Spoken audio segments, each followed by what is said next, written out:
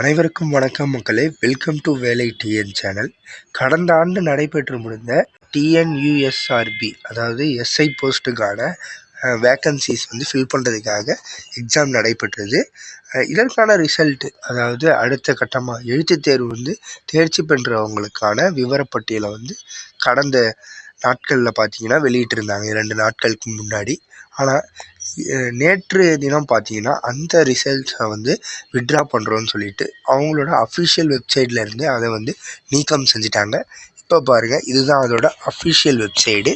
இதில் நம்ம கீழே எஸ்ஐ ரெக்யூர்மெண்ட்டில் அதற்கான ரிசல்ட் பப்ளிஷ் பண்ண லிங்க்கை இப்போ எடுத்துட்டாங்க.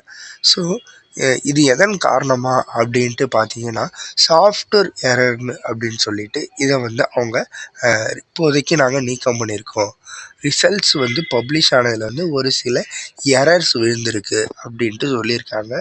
ஸோ அது மட்டும் இல்லாமல் அந்த எரர்ஸ் எதற்காக காரணம் அப்படின்ட்டு அதற்கு ஒரு நோட்டிஃபிகேஷனும் இவங்க வெளியிட்டிருக்காங்க. பாருங்கள், இங்கே பாருங்கள், இதுதான் அதோட நோட்டிஃபிகேஷன். இந்த நோட்டிஃபிகேஷன்லேயே சொல்லியிருக்காங்க பாருங்கள், information pertaining to software error noticed in the result in the respect of department candidates SI 2025.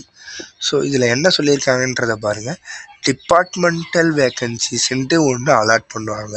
So அவங்களுக்குன்னு ஒரு கோட்டா இருக்குது. ஆல்ரெடி பிசியில் இருக்கிறவங்கலாம் இதில் கலந்து எழுதுறவங்களுக்கு ஒரு டிபார்ட்மெண்ட் கோட்டா இருக்குது. ஸோ அந்த மாதிரியான கேண்டிடேட்ஸுக்கான கோட்டா இதில் பதிவாகாமல் வந்துருச்சு. ஸோ அதன் காரணமாக தான் இந்த எரரை ரெக்டிஃபை பண்ணி நாங்கள் ரீபப்ளிஷ் பண்ணி புதுசாக ரிசல்ட் வெளியிடுவோம் அப்படின்ட்டு சொல்லிட்டாங்க. ஸோ இதுக்கு முன்னாடி ரிசல்ட் வெளியிட்டது உங்களுடைய பேர்கள் இருந்ததுன்னா அது செல்லாது. ஸோ அடுத்தது இவங்க ஒரு ரிவைஸ்டு ரிசல்ட் விடுவாங்க.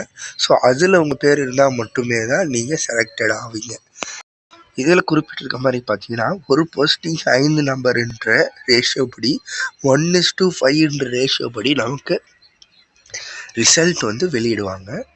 ஸோ இப்போ பார்த்தீங்கன்னா டிபார்ட்மெண்டல் கோட்டா இதில் எரர் விழுந்த ஒரே காரணத்தினால். ஸோ அது மட்டும் இல்லாமல் இங்கே கீழே சொல்லியிருக்காங்க பாருங்கள், இந்த ரிசல்ட் திரும்பவும் இதே அந்த ரேஷியோ அடிப்படையில் 1:5 ரேஷியோ அடிப்படையிலேயே இன்னும் கூடிய விரைவில் நாங்கள் வெளியிடுவோன்ட்டு இவங்க இந்த நோட்டிஃபிகேஷன் லாஸ்ட்டில் தெளிவாக சொல்லியிருக்காங்க.